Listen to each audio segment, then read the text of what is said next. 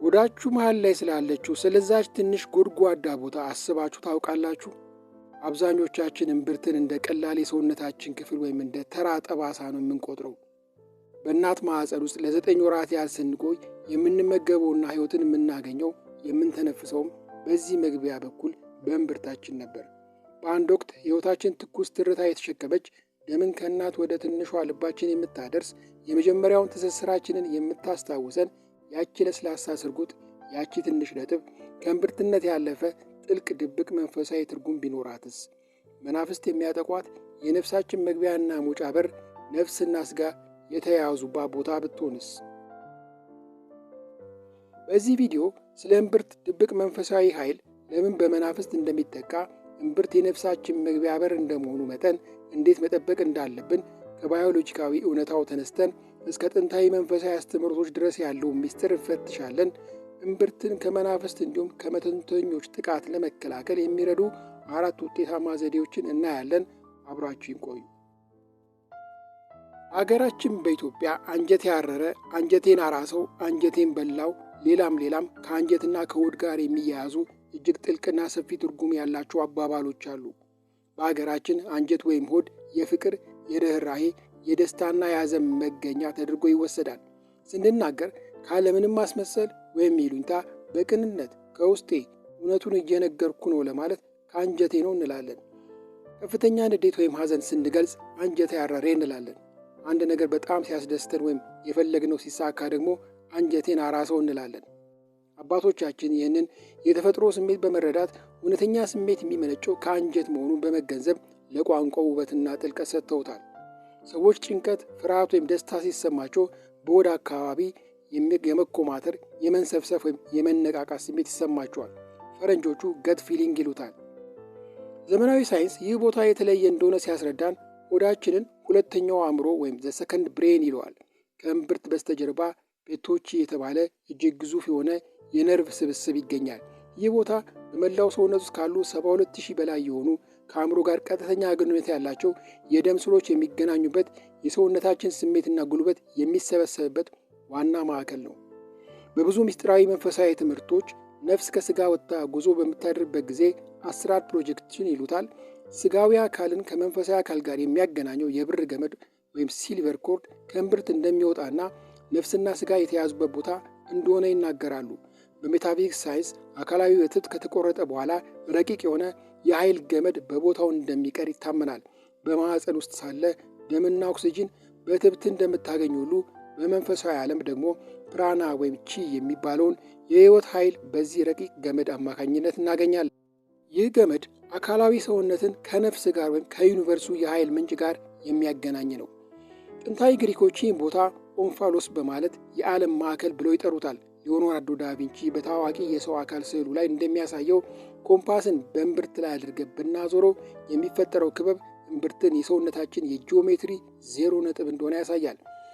መጽሐፍ ቅዱስ ውስጥ የሰው ልጅ ነፍስና ሥጋ የሚገናኙበት ማዕከል መንፈሳዊ የኃይል ምንጭ ሆድ ወይም እምብርት አካባቢ እንደሆነ ሲገልጽ ዮሐንስ ራዕይ ምዕራፍ 7 ቁጥር 38 ላይ የሕይወት ውሃ ወንዝ ከሆዱ ይፈልቃል በማለት ይገልጸዋል። በጥምቀት ወቅት ሕፃናት ቅባ ሜሮን ሲቀቡ አንዱ የሚቀባው ቦታ እምብርት ነው። ይህም ቦታው በመንፈስ ቅዱስ ታትሞ ከመናፍስት ጥቃት እንዲጠበቅ ለማድረግ ነው። መናፍስት በሰውነት ውስጥ በተለያዩ ቦታዎች ይሰፍራሉ። ከእነዚህ ቦታዎች አንዱና ዋናው ሆድ አካባቢ ነው። ሰዎች ጸበል ሲጠመቁ በሚጠጣ በሚበላ ገብቼ ሆድ ውስጥ ተቀመጥኩ እያሉ መናፍስት ሲለበልፉ አጋንንት ያስቀመጡትን ብዙ ነገር ከሆድ ሲወጣ እናያለን። ሆድን መናፍስቱ መደበቂያቸው አድርጎ የሚጠቀሙ ቦታ እንደመሆኑ ይታመናል። እምብርት አካባቢ የሚሰፍሩ መናፍስት ብዙ ጊዜ ሰውን በድንጋጤ በተስፋ መቁረጥና በጭንቀት በማጥቃት ይታወቃሉ።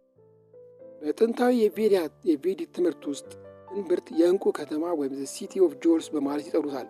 ምክንያታቸው ደግሞ የሰው ልጅ እውነተኛ ውድ መገለጫ የሆኑ እንደ ራስ በራስ መተማመን፣ ድፍረትና የመለወጥ ኃይል በኤነርጂ ደረጃ ተከማችተው የሚገኙት መቀመጫቸው እዚህ ቦታ ነው ብለው ስለሚያምኑበት ነው። ምግብን ወደ ጉልበት፣ ሐሳብን ደግሞ ወደ ተግባር የሚቀይር የሰውነታችን ክፍል በመሆኑ የእሳት እቶን፣ የእሳት ማዕከል በማለት ይጠሩታል።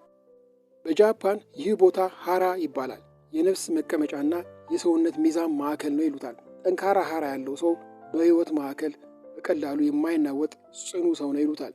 በቻይና የሕይወት ኃይል ማከማቻ የወርቅ ማሰሮ ተደርጎ ይወሰዳል። እምብርት በተፈጥሮ ተቀባይ ሆኖ ስለተሰራ ሁልጊዜም እንደተከፈተ በር ነው። በመንፈሳዊ እይታ እምብርት የተከፈተ መስኮት ማለት ነው። ዝቅተኛ ንዝረት ያላቸው ክፉ መናፍስትም ለመግባት እንደተከፈተ በር ያለ የኃይል ክፍተት ይፈልጋሉ። የተጋለጠ እምብርት ደግሞ ልክ በሩ ተከፍቶ እንደሚያድር ቤት ነው። ሰዎች በበዙበት ወይም መጥፎ መንፈስ ባለበት ቦታ ስትሆን ክፉ መናፍስት በቀላሉ ከቀልብ ጋር እንዲጣበቁ እድል ይሰጣቸዋል። አንድ ሰው ምቀኝነት፣ ቁጣ ወይም ክፉ ሐሳብን ይዞ ወደ አንተ ቢመለከት ኃይሉ መጀመሪያ የሚያርፈው እምብርት ላይ ነው። ለዚህ ነው መንፈሳዊ ጥቃት ሲሰነዘርብህ በድንገት ሆድን የሚቆርጥህ ወይም የማቅለሽለሽ ስሜት የሚሰማ። መናፍስት ይህን ማዕከል በመምታት የሰውን ስሜትና ጤና ያናጋሉ። አንድ ሰው ለመቆጣጠር ወይም ወደ ሰውነቱ ለመግባት ይህንን ክፍት በር እምብርትን ይጠቀማሉ የሚል በመንፈሳዊ ዘንድ አስተምሮ አለ። ታዲያ ይህን በሆዳችን ውስጥ የተደበቀ ውድና ሴንሲቲቭ የሰውነት ክፍል እምብርታችንን እንዴት ነው ከመንፈሳዊ ጥቃት የምንከላከለው? ቀጥዬ እምብርትን አሉታዊ ኃይሎችን ወደ ሰውነት እንዳይገቡ ለመከላከል መርዛማ የሆኑ መንፈሳዊ ኃይሎችን ለማራቅ የሰውነትን ቀልብ ለማረጋጋትና ከመረበሽ ለመጠበቅ የሚረዱ ዋና ዋና ነጥቦችን እዘረዝራለሁ። አንደኛ፣ በእምብርት ላይ የሚደርስን መንፈሳዊ ጥቃትን ለመከላከል ትልቁና የመጀመሪያው መሳሪያ የራስን መንፈሳዊ ጥንካሬ ማሳደግ ነው። ከመተኛትህ በፊትና ከእንቅልፍ ስትነሳ፣ ወደ ውጪ ስትወጣ እምብርትህን ጨምሮ መላ ሰውነትን በመስቀል ምልክት ማማተብና ጠላትን መቃወም፣ እጅን እምብርት ላይ አድርገ የዘውትር ጸሎት ማድረስ፣ በተለይም መዝሙር 90 የመንፈሳዊ ጥበቃ ጸሎት በመሆኑ እሱን ደጋግሞ መጸለይ፣ እምብርት አካባቢ ቅዱስ ቅባት ቀንዲል መቀባት፣ ሰውነትን በጸበል መታጠብ ወይም እምብርትን አካባቢ ጸበል መርጨት፣ እምነት መቀባት ከክፉ መናፍስት እንደሚጠብቅ ይታመናል። ቀኝ እጅን እምብርት ላይ አድርገ ከቀኝ ወደ ግራ እያዞርክ 3 ጊዜ እያሻሸ በልብህ በሩ ተዘግቷል፣ የኔ ኃይል በእኔ ውስጥ ይቆይ፣ የሌላው ኃይል ወደ እኔ አይግባ እያልክ ወደ ፈጣሪ መጸለይ። መናፍስት ለጥቃት የሚገቡት ፍርሃት ባለበት ቦታ እንደመሆኑ ፍርሃትን ማስወገድ፣ እግዚአብሔር ከእኔ ጋር ነው በሚል ጽኑ እምነት እንዲኖርህ ማድረግ። ሁለተኛ፣ እምብርትን ገልጦ አለመሄድና በአግባቡ መሸፈን። ከመንፈሳዊም ከአካላዊም ጥቃት እንደ አይነ ጥላ ያሉ እንደሚከላከል ይነገራል። በተለይ ሆስፒታል፣ መቃብር ወይም ብዙ ሰው ወዳለበት ቦታ ከሄድክ እምብርትን አለማሳየት ይመከራል። በላቲን አሜሪካና በሜዲትራንያን አካባቢ ያሉ ሰዎች ወደ ሆስፒታል፣ መቃብር ወይም ብዙ ሰው ወዳለበት ቦታ ሲሄዱ እምብርታቸው ላይ ሳንቲም ወይም ፕላስተር ይለጥፋሉ። ይህ በሩን የመዝጋት ምልክት ተደርጎ ይወሰዳል።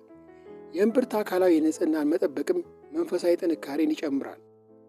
ሶስተኛ፣ በጥንታዊ ቬዲክ ሳይንስ እምብርትን በተለያዩ ቅባቶች መቀባት አካላዊ ብቻ ሳይሆን መንፈሳዊም ጥበቃም ይሰጣል ብሎ ያስተምራሉ። አሉታዊ ኃይሎችን ወደ ሰውነት እንዳይገቡ ለመከላከል መርዛማ የሆኑ መንፈሳዊ ኃይሎችን ያርቃል። ከመንፈሳዊ ጥቅሞቹ ባሻገር ዘርፈ ብዙ አካላዊ ጥቅሞችም አሉት።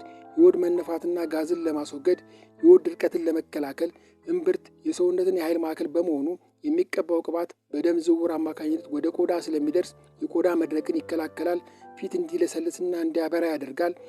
እምብርት ከዓይን ነርቮች ጋር የተያያዘም ስለሆነ የዓይን መድረቅን ይከላከላል። የነርቭ ስርዓትን በማረጋጋት ጥልቅ እንቅልፍ እንዲወስደንና የጭንቀት ስሜትን ለመቀነስ እንዲሁም የሰውነትን የመፈጨት ስርዓትን ለማሻሻል ይጠቅማል። በመጀመሪያ እምብርትን በንጹህ ውሃ አጽዳ። ከ2 እስከ 3 ጠብታ እምብርት ዙሪያና በአካባቢው ላይ ያለ አድርግ። ለ5 ደቂቃዎች በሰዓት አቅጣጫ ወይም ክሎክዋይዝ አቅጣጫ ቀስ እያልክ በጣትህ እሸው። ይህንን ማታ ከመተኛትህ በፊት ብታደርገው ለውጡ የተሻለ ይሆናል። ከመጠን በላይ ኃይል ተጠቅመ አትጫ ነው። ለቆዳ የማይስማማ አለርጂ መሆኑን ለማረጋገጥ መጀመሪያ በትንሹ ሞክረው። እንግዲህ በሚቀጥለው ጊዜ ልብስ ስትቀይሩ ወይም ሻወር ስትወስዱ ያቺን በሆዳችሁ ላይ ያለች ትንሽ ጎድጓዳ ቦታ ስታዩ እንደ ተራ ጠባሳ አትቁጠራት እያልኩ በሚቀጥለው ቪዲዮ እንገናኛለን። ቸር ቆዩ። ሰላሙ